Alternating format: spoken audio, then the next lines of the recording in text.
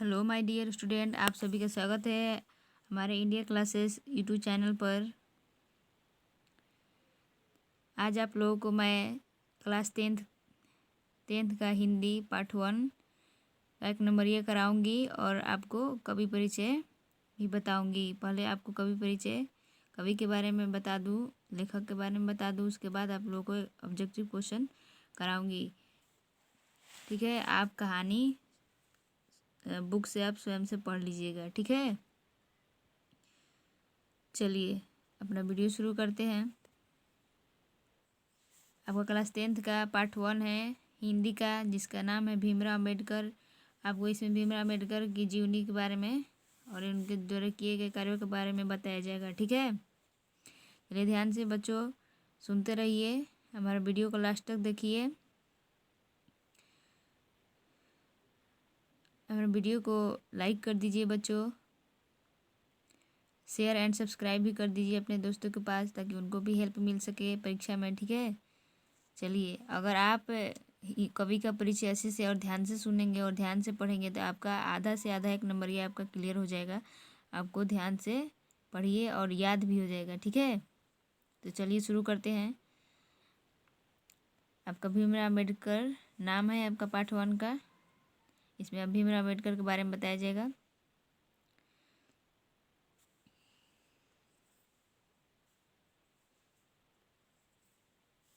बाबा साहब भीमराव अम्बेडकर का जन्म 14 अप्रैल 1891 ईस्वी में महू मध्य प्रदेश में एक दलित परिवार में हुआ था। जो हमारे संविधान जो जिसने संविधान लिखा, जिन्हें संविधान का पिता कहा जाता है, उन्हीं के बारे में हम पढ़ेंगे। ठीक है, इनका जन्म बाबा साहब भीमराव अम्बेडकर का जन्म 14 अप्रैल 1891 ईस्वी में महू मध्य प्रदेश में एक दलित परिवार में हुआ था। जो बाबा अम्बेडकर थे उनका जन्म एक दलित परिवार से हुआ था। दलित परिवार में वो मध्य प्रदेश में हुआ था, महू स्थान पर। ठीक है, इनका डेट था 14 अप्रैल 1891। आप कवि या मतलब हिंदी पढ़ें तो आप कवि के लेखक के नाम और उनके पिता का नाम, उनका जन्म कहाँ हुआ था, जन्म स्थान, उनका जन्म कब हुआ था, डेट आप याद रखिए, परीक्षा में यही सब पूछता है। ठीक है, तो बाबा साहब का जन्म हुआ था भीमराव अम्बेडकर का। दलित परिवार उनके साथ बहुत भेदभाव हो रहा था। इनको अच्छी तरह से शिक्षा भी इन्हें नहीं मतलब लेने दिया जा रहा था। सभी बच्चे बेंच पर बैठते थे तो ये क्लास के बाहर बैठकर ये अपनी शिक्षा पूरी करते थे। ठीक है, पढ़ते थे। बहुत ही पहले भेदभाव होता था हमारे समाज में। ठीक है, पिछड़े हुए लोगों से। मानव मुक्ति के पूराधार बाबा साहेब अपने समय के सबसे सुपरहिट जनों में से एक थे। तो इनके मन में बहुत ही दुख होता था कि हमको बनाया एक ही ईश्वर ने, मगर फिर भी हमारे साथ इतना भेदभाव होता है। हम इस भेदभाव को मिटा कर रहेंगे, हम इतना पढ़ेंगे कि इस भेदभाव को मिटा देंगे। इन्होंने इनका बचपन से यही सोचता। ठीक है,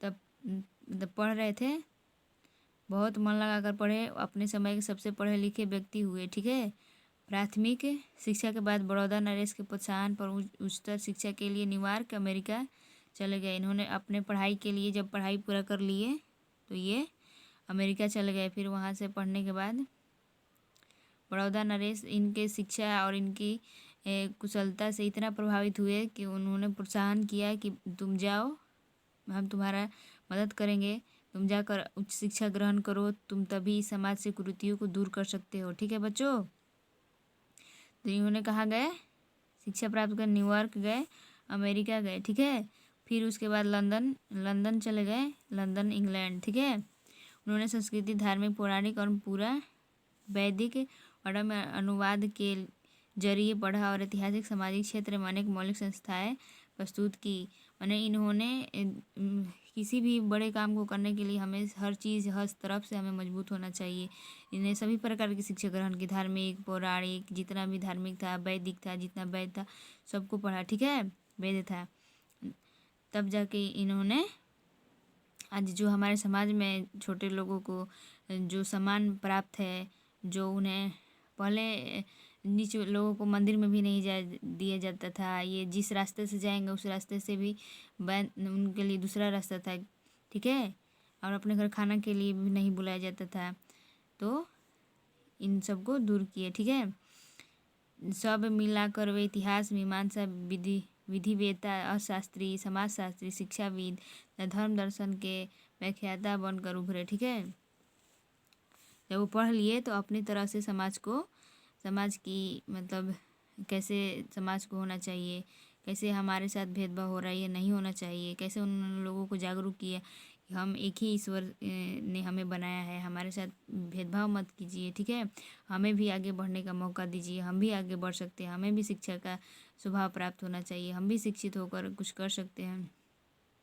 स्वदेश में कुछ समय उन्होंने वकालत भी की, मतलब इन्होंने वकालत की पढ़ाई करने के लिए यहाँ आकर भारत में वकालत भी की। समाज और राजनीति में बेहतर जागृति प्रकृति भूमिका निभाते हुए उन्होंने अछूतों, स्त्रियों और मजदूरों को मानवीय अधिकार एवं सम्मान दिलाने के लिए अथक संघर्ष किए। इन्होंने अछूत, जो हमारे समाज में छुआछूत था और स्त्रियों में जो दबाव था कि स्त्रियाँ पर्दे में रहती है, वो कुछ कर नहीं सकती है, फिर मजदूरों को अच्छी तरह से जैसे मजदूरों को उनके वेतन नहीं मिलता था समय पर, उन्हें फैक्ट्रियों में अधिक काम करवाया जाता था, ठीक है। ये सब इन लोगों के सुधार में इन्होंने भूमिका निभाया। उनके चिंतन एवं रचनात्मक के मुख्य 3 प्रेरक व्यक्ति थे, बुद्ध, कबीर और ज्योतिराव फूले। इन्होंने इनकी बुद्ध और कबीर और ज्योतिराव फूलों की इन्होंने किताबें पढ़ी, इन्होंने क्या क्या किया था, इनकी जीवनी पढ़ी, सब इनसे शिक्षा ली। उसके बाद इन्होंने समाज को सुधारने की कोशिश करने लगे, ठीक है। और कोशिश में बहुत हद तक सफल हुए, बहुत सफल हुए, ठीक है। अब आगे देखते हैं। भारत के संविधान निर्माण में उनकी महती भूमिका और एक निष्ठ समर्पण के कारण ही हम आज उन्हें भारतीय संविधान का निर्माता कर श्रद्धांजलि अर्पित करते हैं। जब हमारा देश आज़ाद हुआ तो संविधान लिखाया था। संविधान लिखने का शुरू हमारे देश को कैसे चलाया जाएगा, तो इन्होंने संविधान को लिखने में इन्हें मुख्य निर्माता और संविधान का पिता कहा गया, ठीक है। हमारे संविधान को लिखने में 2 वर्ष 11 महीना 18 दिन लगा, ठीक है बच्चों। चलिए आगे देखते हैं। दिसंबर 1956 ईस्वी में दिल्ली में बाबा साहेब का निधन हो गया। इनका अब ये मृत्यु आ गया है। 1956 में इनका दिल्ली में मृत्यु हो गई। ये भी याद रखने वाली मुख्य बात है, ठीक है। इनकी मृत्यु कब हुई थी पूछेगा, ठीक है। आगे देखते हैं।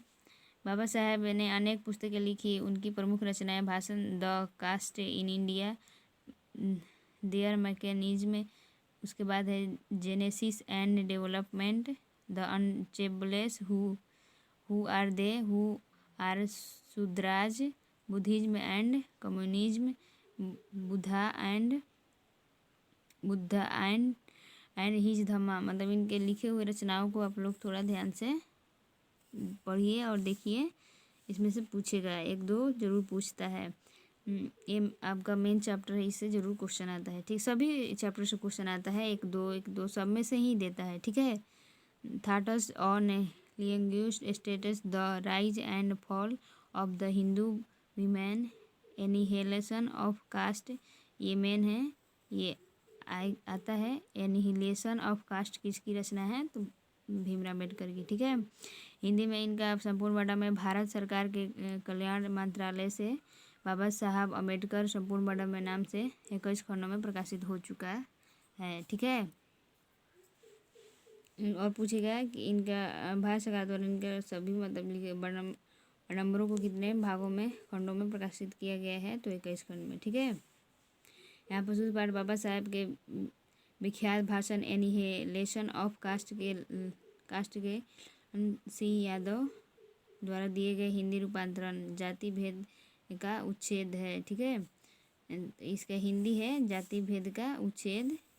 इसको ललन सी यादव ने इसको हिंदी में ट्रांसलेट किया है, ठीक है। भाषण को बताया है, किंचित संपादन के साथ लिया गया है। यह भाषण जाति पाति तोड़कर मंडल लाहौर के वार्षिक सम्मेलन सन 1936 में अध्यक्षीय भाषण के रूप में तैयार किया गया था, परंतु इसकी क्रांतिकारी दृष्टि से आयोजकों की पूर्ण सहमति न बन सकने के कारण सम्मेलन स्थगित हो गया और यह पढ़ा न जा सका।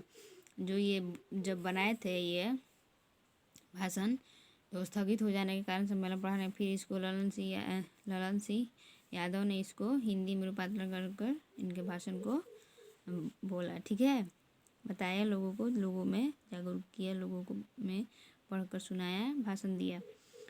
बाद में बाबा साहेब ने इसे स्वतंत्र पुस्तिका का रूप दिया। प्रस्तुत आलेख में वे भारतीय समाज में श्रम विभाजन के नाम पर युगीन अवशिष्ट संस्कारों के रूप में बरकरार जाति प्रथा पर मानवीय नैसर्गिक न्याय सामाजिक संदर्भ की दृष्टि से विचार करते हैं। ठीक है, इन्होंने इस जो इनके द्वारा लिखा गया है, जो आपका पाठ है, इन्होंने लिखा श्रम विभाजन जाति प्रथा पर लिखा है। ठीक है, जाति प्रथा के विषमता पूर्वक सामाजिक आधारों, रूढ़ पूर्वाग्रह और लोकतंत्र के लिए इनकी अस्वस्थायकर प्रकृति पर भी यहाँ एक संभ्रांत दिव्यता का दृष्टिकोण उभर कर आया है। भारतीय लोकतंत्र के भावी नागरिकों के लिए यह आलेख अत्यंत शिक्षाप्रद है। ठीक है, आप इसका कहानी पढ़ लीजिएगा, में ज़्यादा कुछ है नहीं। उन्होंने श्रम विभाजन और जाति प्रथा पर इन्होंने लिखा है, उसी का छोटा सा रूप दिया है आपके बुक में पढ़ने को। चलिए बच्चों, इसमें आपका ये भीमराव अम्बेडकर के परिचय और विषय ख़त्म होता है। अब मिलते हैं नेक्स्ट वीडियो, 1 नंबरिया आपका ऑब्जेक्टिव क्वेश्चन दूसरे वीडियो में कराएंगे। ठीक है, इस पाठ का। बाय, चलिए मिलते हैं नेक्स्ट वीडियो में। हमारे वीडियो को लाइक कर दीजिए बच्चों।